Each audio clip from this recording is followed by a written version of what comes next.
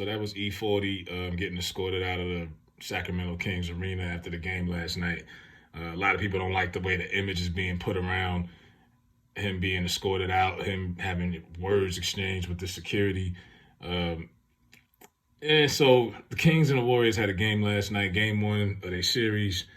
Good game down the stretch. They pulled it off. Andrew Wiggins came back. Surprisingly, Andrew Wiggins came back. He actually could have hit the game-winning shot. Steph shot him, set him up in the corner with that three, and he bricked it. Crowd was going loud, was going crazy. So E-40's out there. And E-40 apparently got into it with a Karen. For those who don't know by definition, these are privileged white women who think they run the world, that cry and complain and when they don't get their way. And look, he's usually at Warriors games, but they're usually at home. This was the Kings' first playoff game in, almost 20 years. First time NBA's had four all California teams was in the playoffs this year. First time it ever happened. And he's at the Kings game. It's only an hour away. I don't know. I'm not from the Bay, so I don't know if people consider Sacramento the Bay Area. I always thought it was Oakland and San Francisco. But it's only an hour away. He usually goes to their games in San Francisco, in Oakland, and he's surrounded by plenty of Karens and all of these people in that area who can afford to be there. But it's different when they're rooting for the same team. Y'all all came for the same purpose. This woman was allegedly telling him he needs to get up out of his seat, blah, blah, blah, blah, blah. He's got better seats than her. She's a Kings fan. He's a Warriors fan. Things like this happen sometimes at games. You get into it with people, but when you're laughing, I mean, that's her in the background apparently laughing at E-40 for getting escorted out of the arena. Apparently, she took his word. They took her word over his. And he made a statement, and I'm not going to read the whole thing. This is just paraphrasing it. And he says, unfortunately, it was yet another reminder that despite my success and accolades as a musician and entrepreneur, racial bias remains prevalent.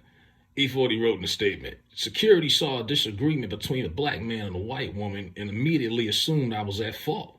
So that's his, that's his, his statement. He's got a long statement he wrote. He's willing to, because he's almost like one of these unofficial NBA ambassadors, like one of these celebrity that really like almost like Jack Nicholson and them is always at the Lakers games. Spike Lee in New York Knicks, Denzel Lakers. E-40 has kind of become that, but the Warriors. You got a whole generation of kids. They're growing up watching the Warriors dominate the NBA the last 10 years.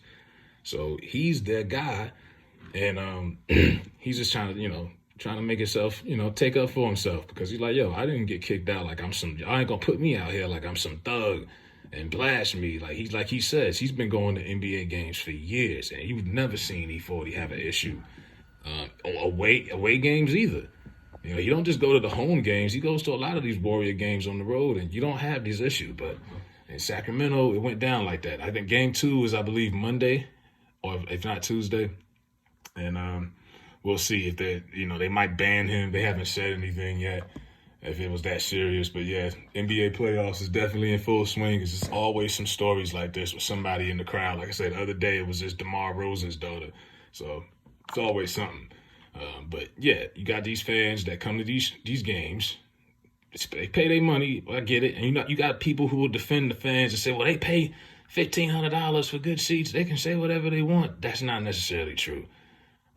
You could go to an opera and pay $1,500 for seats. And if you get loud in that environment, they'll kick your ass out, right? So get sports, they let you be a little loud. That's the thing about sports. It's one of the few places you can spend a lot of money on something and act like a jackass. You go to a movies and pay $20 for a ticket and you're loud, they could kick you out and say you're disturbing the show. So what's the difference at a damn basketball game? Not only are you being ignorant and loud, you talking and calling people out of their name. Like if you want to be like that, you could stay at home and talk to your TV and cuss out the black players that you see. Or you could, if you really got it, get a skybox ticket. Sit in the box. You know what I mean? But it's just that dynamic. And this is why some people don't really like sports. But the dynamic of seeing on the surface, it's a packed arena every night with, let's say, 70% white fans. These tickets are not cheap, playoff tickets. And they're watching a product where the product is dominated by mostly black men. Like most of the guys on the court are black guys.